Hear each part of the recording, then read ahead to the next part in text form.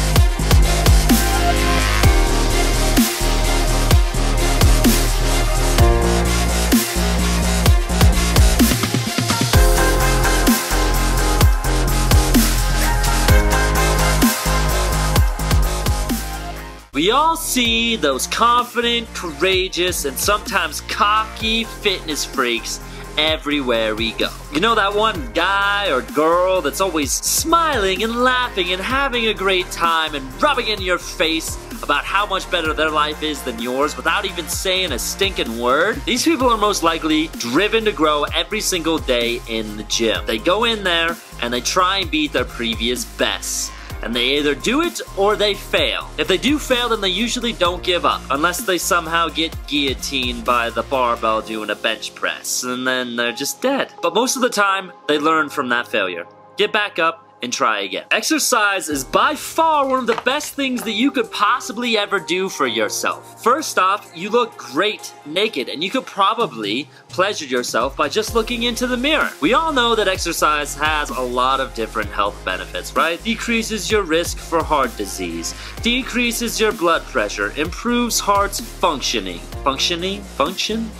Improves heart function? But we don't hear much on the psychological side of things. Exercise has been found to have a mood enhancement effect. Now, James Blumenthal, a clinical psychologist at Duke University, did a study back in 2007 studying the effects of exercise on depressed individuals. He took sedentary or inactive adults who had major depressive disorder, and he split them up into 4 groups. The first group did supervised exercise. The second group did home-based exercise. The third group did antidepressant therapy. And then, of course, you have to have the control group when it comes to science, who took the sugar pill or the placebo. What he found was exercise is generally just as effective as antidepressant therapy, which is awesome because that just means that exercise is just like drugs. I mean, it makes you feel great even if you're super depressed, and you don't gotta go down that creepy alleyway and give your money to the scary drug dealer. So exercise also has a trickle-down effect, just like the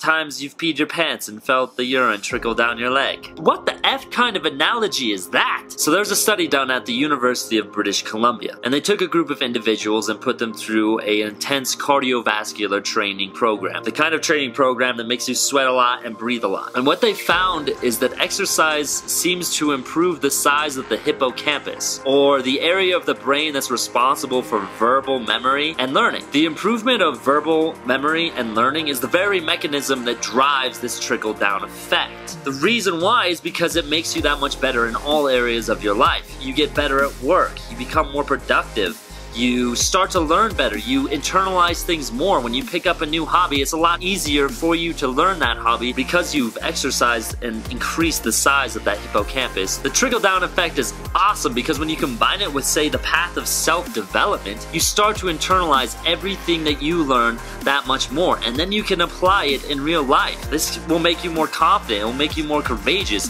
it'll make you take action more, it will make you better with people, it will make you better at life in general. And I mean, who doesn't want to be good at life? Who the heck does not want to be good at life. Okay, cool. So exercise does all this magical stuff like a genie in a bottle. But you may be wondering, how the heck are you supposed to find the lamp that holds this magical genie? Well, that's why I'm here.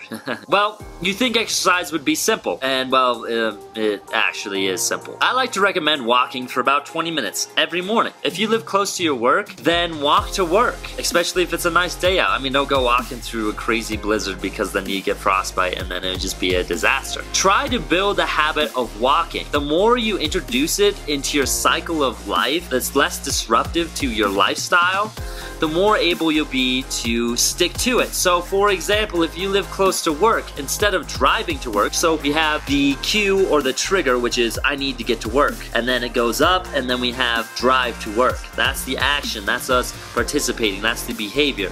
And then we get the reward, which is us getting to work, and then it cycles back through. Well, if you replace that driving part with walking, then it will be that much easier for you to adopt that into the overall cycle of that habit. We as humans were meant to move. My caveman grandpa, if he did not run from predators, if he did not move to where the food was at, if he didn't consistently make sure that he was always going places, then he probably would have ended up dead and not passed his genes down to eventually create this hot mess. So movement is essential to our lives. So after you get into this habit of walking every day, try to baby step your way up. Maybe you start biking to work. Maybe you go for a jog. Maybe you jog to work and you show up all sweaty and gross. I mean, that's cool. Hopefully they got a shower there. Maybe you join a gym and you get an awesome, beautiful, majestic trainer like me. Or maybe you start doing home workout plans. And the next thing is make sure that you have a good support system, which means get rid of Nancy, who is always telling you that you're never going to stick to a workout plan.